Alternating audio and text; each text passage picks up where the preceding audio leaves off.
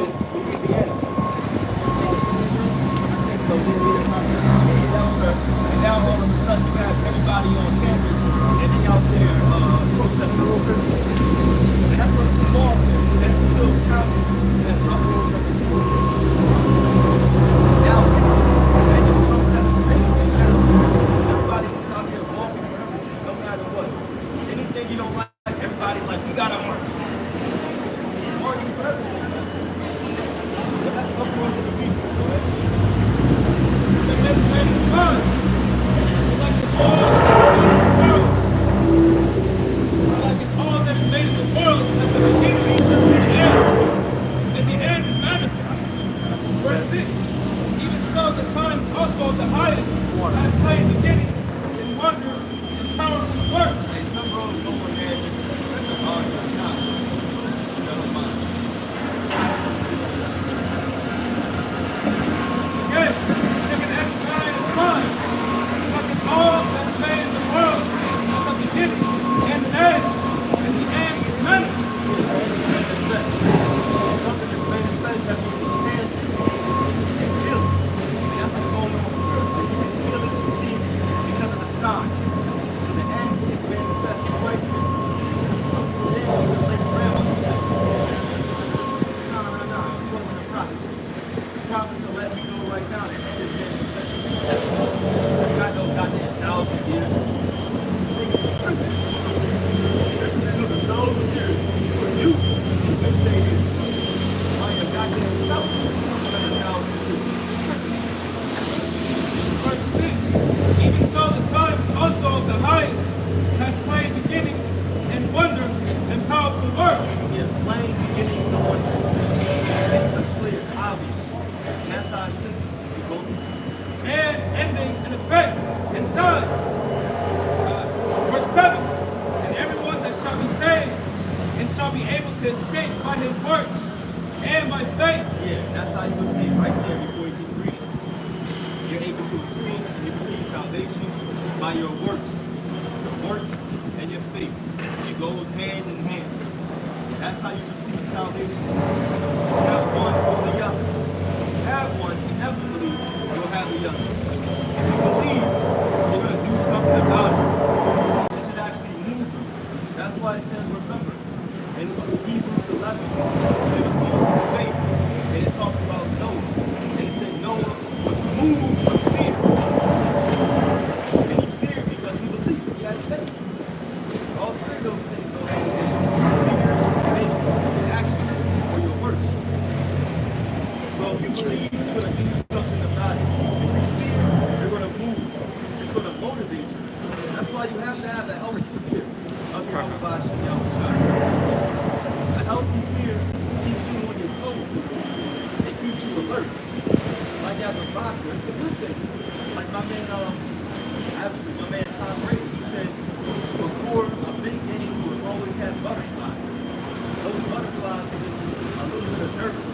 That's a little bit of fear. But it kept him sharp, he said. He made those mistakes. You as a boxer, you're on your toes, you're always hesitant, looking for that person to punch, right? They don't punch, you look at the time, you look at the duck and roll. It's just a little tiny bit of fear getting punched. That's all it is. It's healthy. It's powerful, as brother said, because George Foreman said one of the things that made him hit hard was fear. He said he would go in with adrenaline and fear of being knocked out. He just said that. But anyway, on to the scriptures. Job 28 and 28. And unto man he said, behold, the fear of the Lord, that is wisdom, and to depart from evil is understanding. Yeah, fear of the Lord. That is wisdom. Points like fear. And it leads to the understanding in Yahweh Shai. So you have to have that healthy fear in you. The fear of Yahweh Shai. That's the fear. And that's why what's my man? Terrence Crawford, but he started boxing because he was like, he was afraid of fighting, something like that. He started boxing because he was scared. Mind you, shout out Bud 20B,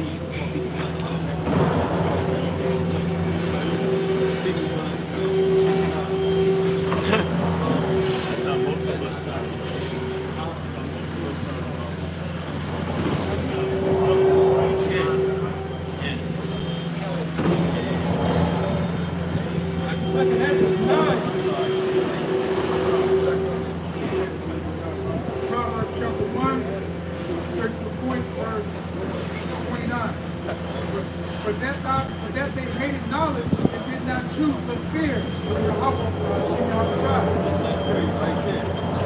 And that goes for the church not to be afraid of Yahweh and Yahweh, not caring that he's going to judge them harshly. So they think God judges something, you get shot in the head. So you had all this grand time and opportunity to seek the Lord, and you was acting crazy. Going buck wild, jumping down in his pockets, disobeying his laws, being blasphemy against him. You don't got to worship Yahweh God, you can call the Most High, whatever you want, all these things. And you're going to get an easy death. Hell no. Something wild is coming. Micah 3, verse 4. Then shall they cry unto the Lord Yahweh, Hashem Yahushai, but he will not hear them. He will even hide his face from them at that time, as they have behaved themselves in all their doing. Yeah, so Micah and Jeremiah said the same thing. They cried to the Lord, you know what that means? Like, they crawled out Yahweh shine out, he actually felt inside his presence started away from him. It was probably a real eerie, now I have very, very simple time to get this stuff. Like he calling out on God. Right now, the thing that God is doing. I called out on God and I got that job I always wanted. And that's the feeling that you're going to do. But it takes a struggle. But it called out to God and he just comes out. Something don't feel right. Like something don't feel right in my soul. That's when you need to think and realize that God is going to turn their back on you. I mean, the whole time they're dealing with it, they're going to really know now. Oh, shit. God's not answering. How come I haven't eaten in 3 days? How come my son is starving? He's about to die of starvation. How come my woman, she's gone? My woman just got taken. She just got raped. What's going on? How come I'm in this concentration camp? I'm calling out on you, God. What's going on? See, that's what we a lot of people. But it tells us to pray not for. If God ain't looking out for you, what do you think we can do for you? We can't do nothing for you. I can pray all I want. If God ain't with you, you ain't got no hope.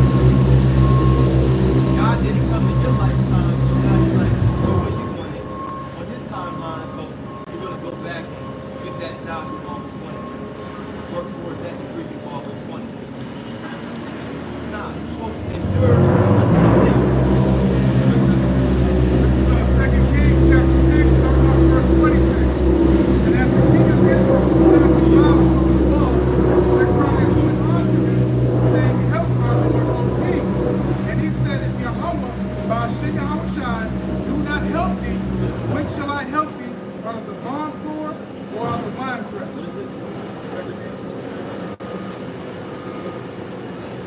Chapter 6, right. That's what I was thinking about when I said that. Right? And that's the truth. If the Lord isn't going to help a lot of people, matter of fact, just grab that. Jeremiah 11:14. I said it a few times now. But if God isn't looking out for you, there's nothing that we can do. It's coming down to predestination. If you've been elected or not. If you even given a faith or no, or not. You either have that fear or you don't have that fear. God is doing the right thing. You have to examine yourself right now and ask, what path am I on? Am I on a path where in the time of this world, God is going to be looking out for me? Or am I on a path where I'm going to be forsaken? If I am, I need to change and do something about it. That's the mindset of an elect, like a group for elect. Jeremiah chapter 11, verse 14. Therefore, pray not for this people, neither lift up a cry or prayer for them. You know, it's fine. That's what it says. Don't pray for them, but cry for them. Don't pour in sorrow, but manifest. In Proverbs, it's in the last of these things. Don't cry for them, laugh at them. Why? Because they deserve it. Deserve every fullness that's coming to you. You had an opportunity to work out your own salvation. Fear and trembling is what it says. You had that opportunity to see God. But what did you do? You laid over your woman because you don't let it. You got that degree because you felt like only you could give you the job that you deserve. You went out and performed your own heart's desire. What God wanted is what you wanted. So he said, don't pray for them. Don't cry for them. We got to prepare our mind. We want to pray for things and then do something. That's why I spoke about certain movies about them. And of course, I'm thinking of the book of Eli. You see certain things happen, you got to do something. Walk straight. You got to do something. It is what it is, right? Of course. You know, I'm not going to cry for you. You see some shit like that happening. It's supposed to be bad. Well, guess what? The Lord made it happen to you. And you deserve it. Right? Sure. This is the book of Nehemiah, chapter 1, verse 7. Yahweh, Hashem Yahushua is good, a stronghold in the day of trouble, and he knoweth him and trust in him. But with an overrunning flood, he will make an utter end of the place thereof, and darkness shall pursue his enemies. Yeah, like that. Now it's the whole world. Right? Those who trust in him. Those who don't. They're talking like that overflowing flood. An overflowing flood is what it is. It's not. And you know, water's going everywhere. It's in every single place. But the Lord ain't gonna miss nobody. Here in America, you're not in front of me like you're not gonna miss somebody just randomly. You pop up like a goddamn what do you call it? I'm asking. You got feelings for the asking guy that's having this. It's all working.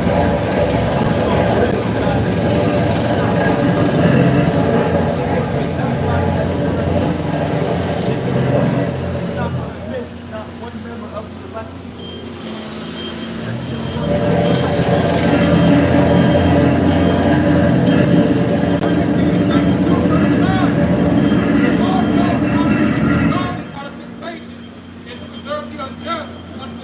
Yeah, so he knows. He knows that balance. How to preserve that is not worthy. Preserve the godly, how to judge those that are basically evil, wicked. Like the prophets. That's like you. That's not people. Very righteous, unrighteous. That's what it means to be profane. You're unrighteous. You're outside of the temple. That's not people. 2 Peter chapter 2, verse 10. But chiefly them that walk after the flesh and the lust of uncleanness and despise government. Presumptuous are they, self-willed, they are not afraid to speak evil of dignity. Self-will. Not afraid to speak evil.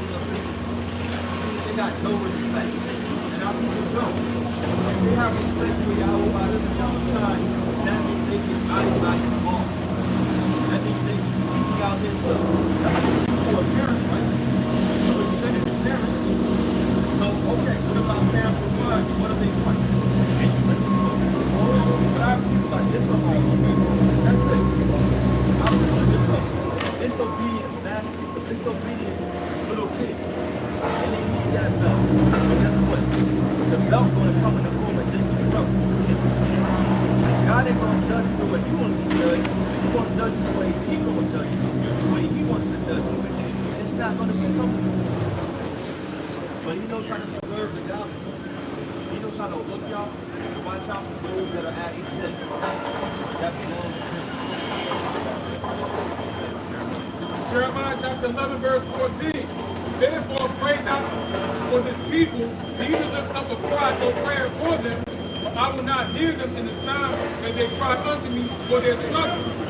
For their trouble. I'm not going to hear them for their trouble. So of course, don't pray for them. Don't worry about it. That's why even right now, working out your own salvation in the fear of suffering. You look out for the fly as you look for it. It's not possible to hold anybody's hand. I can help guide you, but I can't save you. You gotta work on it. Straight up like a phone. This is Jeremiah chapter 30, verse 11. For I am with thee, saith Yahweh Bashim Yahushua, to save thee. Though I make a full end of all nations, whether I have scattered thee, yet will I not make a full end of thee. Yeah, we can basically break that down smaller to basics, right? Look at it as if it's actually speaking, being written down like the Lord is going to destroy a lot of people. But He said, look, I'm not going to make the end of you.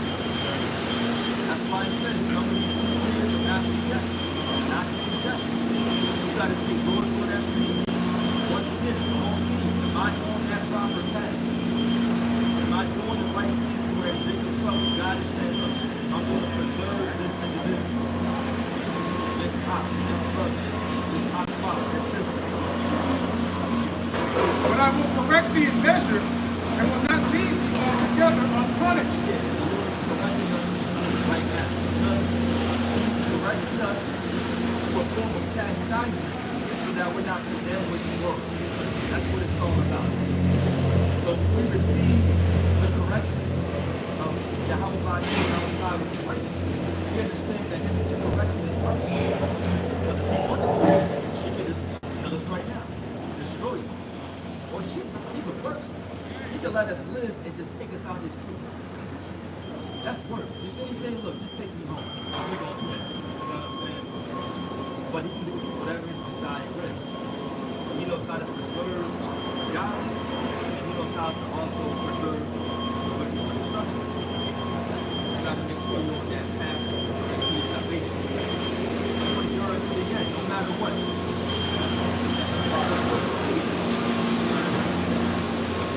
Hebrews chapter 12, verse 1.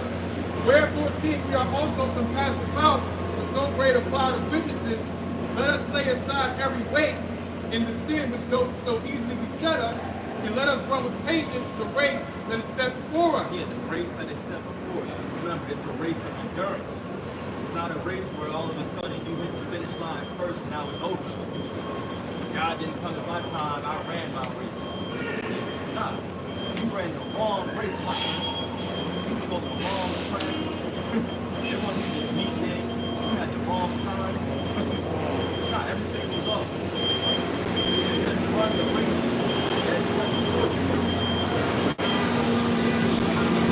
And the Lord set before us life and death. A lot of y'all are running that race unto death. We're running that race that leads towards life. Choosing in the spirit of salvation. What is right? Remember, it talks about how we've been given this profession. We know what our job is. We weren't raised up in this life to be super basketball players, best goddamn seasoned football players, make it all the way up to Hollywood, and now you're this millionaire actor, demanding millions of dollars on every single role. Nah. We were ordained and raised up to be prophets in these things. That's the race that we're running. We're running the race of the prophet. read that one more time for the top. Hebrews chapter 12, verse 1. Wherefore, seeing we are also compassed about with so great a cloud of witnesses, let us lay aside every weight and the sin which doth so easily beset us, and let us run with patience the race that is set before us. Yeah, you run with the patience, you run that race. Right? And you run it with confidence. And you're able to run that race with confidence that you've been preparing yourself right. You've been doing the right thing. That's what it's all about. Like, you can't get out there and you can't just run a 400. You know, you ain't been practicing the whole time. You've been laid up, smoking, going to parties, waking up late as hell, going to bed late. Now all of a sudden, meet time, and you want to run that 400. It don't work like that. You got to prepare yourself to run this race. Meaning right now, the race is going to conclude with Jacob's trouble, with the chariots coming. So what are you doing to run all the way up to that point? You should be preparing yourself spiritually. Making sure you're praying without ceasing. Making sure you're fasting according to your own spirit when you know you need to be doing it. You shouldn't be fasting only on the Day of Atonement. It shouldn't work like that. Howard Shah's not here. You got to do it. You got to do it to get closer to him. You should be making your videos, right? However many days a week. You're supposed to get back on the double the next. That's kind of in the law, right? You should be somebody, you got to get back double. Well, you kept the word inside you. All right, get double the next week. Do more. Do more. Do all you can so that when that race, when you're at the end, you can see salvation. You get the victory. You get the penny. The kingdom of heaven. You reading on that? Hebrews chapter 12, verse 2. Looking unto Yahweh Shai, the author and finisher of our faith, who for the joy that was set before him endured the cross. Yeah, the author, and it says finisher of our faith. Meaning what? He's at the end of that finish line. He's at the end of that finish line, and guess what? He's cheering you on. He's cheering us on. He wants to see his men make it. He wants to see his men endure. You think he's just sitting up there on the right-hand side, he's just chilling, laid up like this, legs all wide open? No. It says, he said, I go to prepare a place for him. He's putting in work so that he can meet us at the end of that finish line. But it's going to be 2nd Ezra 2 in those chariots. You get that? Why not? This is Sirach chapter 4, verse 28. I'm talking about 2nd Ezra. No, read that. You already caught it. Sirach chapter 4, verse 28. Strive for the truth unto death, and Yahweh, by Hashem Yahweh Shai, shall fight for thee. Yes, Father. Yeah. Strive for the truth unto death, because guess what? Death on this side might be the end of your race, but it doesn't mean you did not receive salvation. It doesn't mean that you're not inheriting eternal life. You gotta understand that. So strive for the truth unto death, meaning when I read that and I hear this, whatever your end may be. Strive unto truth until whatever the end of your lot is. And the Lord is going to fight for you no matter what. That's all it's coming down to. And like we said before, a lot of they got that the race should end in their mind. When they say it should end. If the Lord isn't coming by 2026, I'm done. 2024, man, I'm getting out of here. I got things I need to do. It's always I. Like I said, you're running the wrong race. It's the wrong time, the wrong meet. No one is in the stands watching, just out there jogging for no reason. Everything's just twisted backwards. So you strive for the truth unto death, whatever your end is. And if you gotta be that long, so be it. That's your lot. You had faith up until the end. You don't know if you in that guillotine and the Lord is really going to take your life. You might not. Whatever your lot is, you take it like a man, like a soldier. Hebrews chapter 12, verse 2. Looking unto Yahweh Shai, the author and finisher of our faith, who for the joy that was set before him endured the cross, despising the shame, and is set down at the right hand of the throne of the Most High Yahweh. Yeah, now why does it go into that? Right? It's telling us to run our race because now it quickly transitioned into Yahweh Shai's race. How he finished his course. It says he looked at that cross, fuck it, I gotta do it. Remember, he prayed 3 times. Lord, please take this cup from me. And like the apostles always say, him not getting his answer was the answer. Alright, so I was like, all right, it's my third time. I know what I gotta do. I'm not sure I'm gonna keep going back 4 or 5 times. Like, no, y'all wait, I'm gonna go back again. It's over. The answer was there. He got the answer. So now we're getting an example of how our Lord and Savior finished his race. So now we ought to do the same. So now we be striving to do the same. And sometimes, yeah, it gets hard. Yeah, I wish I had this weak moment in the flesh. Oh, no, I can't do this. It's crazy. Remember, it said he had so much agony and stress, he started sweating blood. I can't, this is wild. I'm gonna go up on this cross for these niggas that was talking up against me. I was there in the beginning, niggas. And I'm gonna get up there and die for you? Please. I can't go through this pain.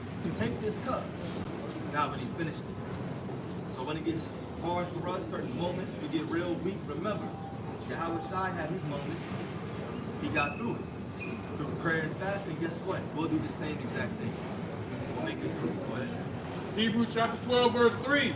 For consider him that endured such contradiction of sinners against himself, lest ye be weary and faint in your minds.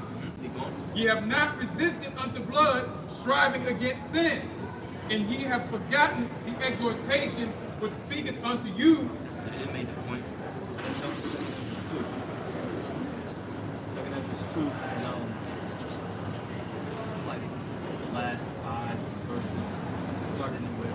Couple more, they can close it out. Second Ezra chapter 2, Coronation. starting off with verse 42. I, Esdras, saw upon the Mount Zion. Since you said coordination, you can get Revelation 3 and 10, the crown. That'll be the last one. Second Esdras chapter 2, starting off with verse 42. I, Esdras, saw upon the Mount Zion a great people, whom I could not number, and they all praised Yahweh Shai with songs. And in the midst of them, there was a young man of a high stature, taller than all the rest. And these are certain men that finished their course, they finished the race, and they endured all the way to the end, even if it was death. And that man with the taller stature, that's talking about Yahweh Shai. And upon every one of their heads he set crowns, and was more exalted, which I marvel at greatly. Yeah, you finish your race, here you go. This is your crown. Being bestowed, made a king. That's what we're looking forward to. Like, it's one thing to just say it and know it.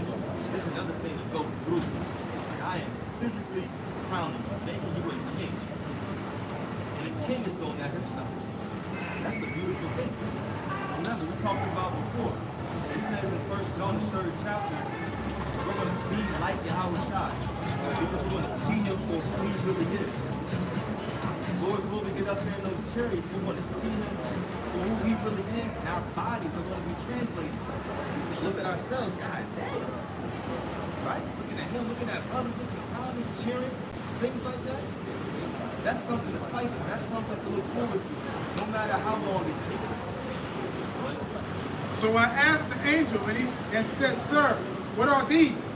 He answered and said unto me, These be they that have put off the mortal clothing, and put on the immortal, and have confessed the name of the Most High. And what are these people? Who are these people? Right? What's going on? Who are these people? So they've taken off the mortal, right? Put on the immortal, what it says, right? Right. Meaning what? They've overcome death. They've overcome death, and now they have new bodies. You see, that's a dark parable. It's a dark saying that the world can't conceive. They can't, obviously, believe. Right? It's too big for them. Right? It's too much. You want to have new bodies? Yes. It says it all throughout the scriptures. New bodies. We need it. We think we're going to have everlasting life in the same exact chains of darkness. So you're going to have everlasting life when you get to a certain age and your knees going to start buckling. No. I'm not going to wake up sneezing, eyes all watery because the grass pollen. It's not going to happen. Change is coming. That's a part of the gospel, part of the good news. Things aren't going to be the same. Everything's going to be completely different. But Now are they crowned and receive palms. Then said I unto the angel, palms representing salvation. victory, though, is the proper word. Salvation, of course, as well. They won. And remember, in the spirit, the elect have already won. They already overcome this world. Already overcame Esau and his mark. All it is you fighting to be a part of that number. That's it. But, Yeah, you got these niggas out here, they about to celebrate Palm Sunday. Yeah. You know, I remember that shit from the church. They make those fans and stuff, you know. yeah. The fans ain't saving nobody. Right. Yeah, it's still hot as hell in the church. You know, everybody's still overweight. No salvation is king to nobody. So 2 Ezra chapter 2, verse 46. Then said I unto the angel, what young person is it that crowneth them, and giveth them palms in their hands? So he answered and said unto me, it is the Son of the Most High, whom they have confessed in the world. Then began I greatly to commend them that stood so swiftly for the name of Yahweh Ba'ashem Yahushua. Yeah. And you can praise the Lord. In fact, what did he say? Yes, sir. 2 Ezra 2, verse 47. So he answered and said unto me, it is the Son of the Most High, whom they have confessed in the world. That's the word. Yeah. These certain people that receive salvation, they've gotten the victory. That's how it's like. These people, you can't confess somebody if you don't know his name. That's all you can out there. You have to have the name. You have to know the name. IUIC, name, and you follow. The name is given. The Hebrew has been preserved, whether you like it, believe it or not, whether you want it to be the case or not. I think that's also in Revelation 3. If you jump up to like verse 7 or 8, it says, thou hast kept my name. That's before you get to the crown part. If I'm not mistaken. God, yeah. I'll make them worship. Yeah. You can start it as verse 7. God. Revelation chapter 3, verse 7. And to the angel of the church in Philadelphia, write, these things said he that is holy, he that is true, he that hath the key of David, he that openeth and no man shutteth. Yeah, And shutteth. Philadelphia is supposed to mean brotherhood. That's the Philly goes, but Philadelphia goes back to brotherhood. Go ahead. And shutteth, and no man openeth. I know thy works. Behold, I have set before thee an open door, and no man can shut it. But thou hast a little strength. Yeah, not even Esau. Esau, this whole thing is populous.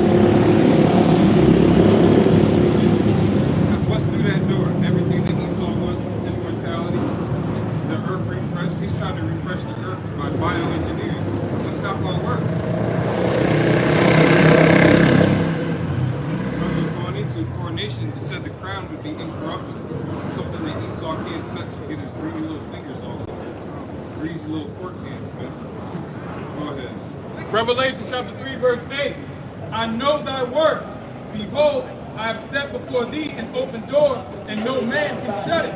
For thou hast a little strength, and have kept my word, and hast not denied my name. Yeah, that's always very important. Those two things. Keep the doctrine and keep the name weaved into the doctrine. You know? That's why he read that part again, the last half of that. Come on. Precept. Revelation 3 and 8. For thou hast a little strength, and hast kept my word, And these are a red letter, by the way. This is Yahweh Shai talking. All right, this is Yahweh Shai talking to us. You have kept his word. Go ahead. and hast not denied my name. Right, so meaning you're not going to throw any other names out there to throw off the elect. You know, we're going to tell you exactly that the name is Yahweh and Yahweh Shai. We're not going to mix it with these other names, like all these different guys just popping up saying that the name could be this, and you call them that, and you call them this. A lot of you are just finding out about Israel. You're just finding out about Deuteronomy 28:16. Now you want to say the name is not what it is. So that's why the Lord left these strict words, I should say. The way this tone is very serious. Go ahead. Revelation chapter 3, verse Because death 9. follows it. You're going and you got to strive for truth unto death. Part of the truth is the name. You know, some of us might be put to death for the name. You know, the apostles and disciples, they were rejoicing. They probably had black eyes and everything still from getting jumped. And they said they were happy for that to happen. You know? So that's how we got to put it in our mind. Go ahead. Revelation chapter 3, verse 9. Behold, I will make them of the synagogue of Satan, which say they are Jews and are not. Yeah, that goes for you Israelites. So you know that you're Israelites. you're faking the funk.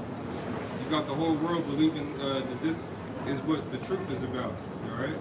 And then you all come together and actually focus on the actual truth and say it's not the truth. But now we're in the time when the Lord is bringing his judgments, the thing that we talked about. So we don't have to go back and forth with you too much. You're getting exposed and you're getting judged on levels you might not even be revealing. But then also there's a war for the identity of the original people, because the people in the Holy Land, a lot of people around the earth, they know those aren't the people. That's why they had to create anti-Semitism. So if you speak about them, they come against you. You know, and if you speak about them at a high level, they'll delete you. They'll just off you. Say you committed suicide inside a prison cell. But he's going to make those people at the very highest come and worship at our feet. But it's going to happen when the earth is given back to the elect of the nation of Israel. Go ahead. Revelation chapter 3, verse 9.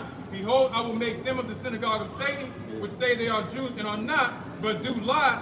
Behold, I will make them to come and worship before thy feet, and to know that I have loved thee. Yeah, so you elites at the highest levels and stuff like that, you don't have a choice. He said he's going to make you.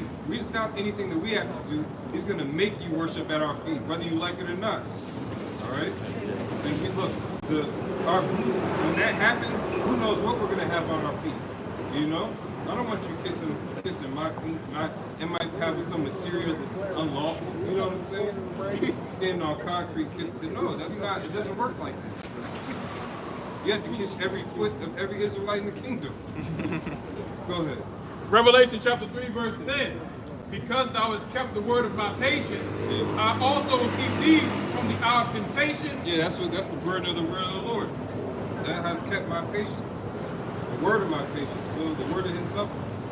Yahushua went through it physically. Now we went through it physically too, but it's more spiritual battle right now. We feel the whole world coming against us like Noah. You know? Go ahead, Doc. Revelations 3 and 10. I will also keep thee from the hour of temptation, which shall come upon all the world. That's the thing. People don't think that we're a threat. The little whole world is going to be turned against us. All the podcasts, all the news stations, they're all going to start. So you say how Son Netter, he can only stay afloat as long as he has Hebrew Israelites. That's how it's going to be for all platforms, you know? Eventually they're going to need to talk about this. Go ahead. Revelations 3 and 10. Which shall come upon all the world to try them that dwell upon the earth. Behold, I come quickly. Hold that fast which thou hast. Yeah, so we don't have long.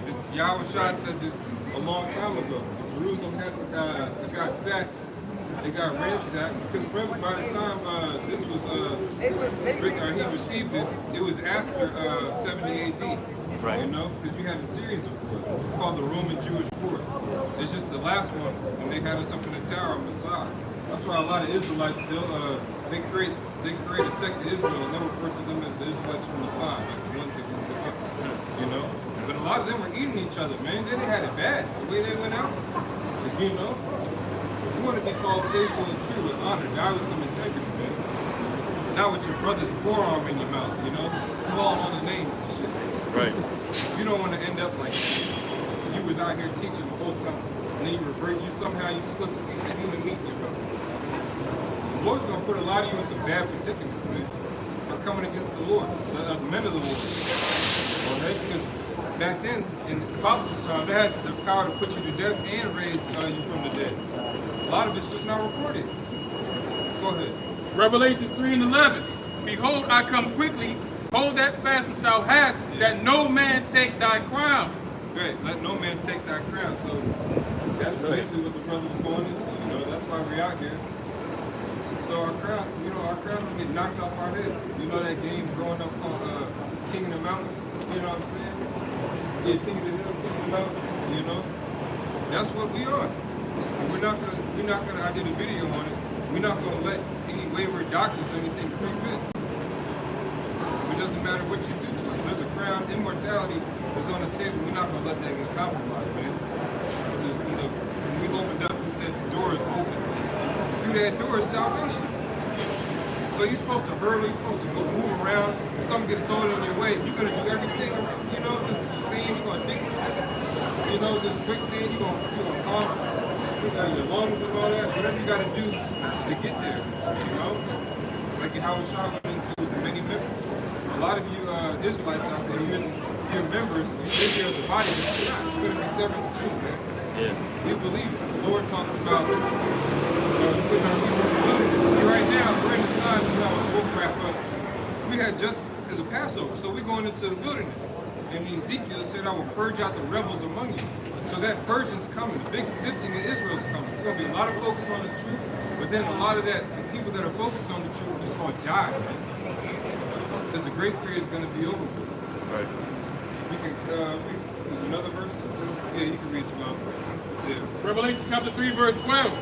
Him that overcometh will I make a pillar in the temple of my power, and he shall go no more out, and I will write upon him the name of my power, and the name of the city of my power, which is New Jerusalem, which cometh down out of heaven from my power. First fruit. It's not like it's something new. The Lord is instilling His spirit in us. That's what He's saying. All right? His anger, His fear. And David prayed in one of the songs, said, "Unite my heart to fear Thy name." That's always. That's going to be written into us, man. All right. The name that we proclaiming now is going to be Christ. Shit, righteousness. Because our bodies, they got to get changed so that we can praise Yahweh Hashem Yahushua is perfect. We can do it in word. We just waiting for the deed part. You know, that's what Esau don't want. Hey, but we're gonna pun y'all how we're done. It's all praise to our power. Yahweh, Ba'ashem, Yahushua, Ba'ashem, Kapadah. Yeah, that's the Most High in the name of the Son.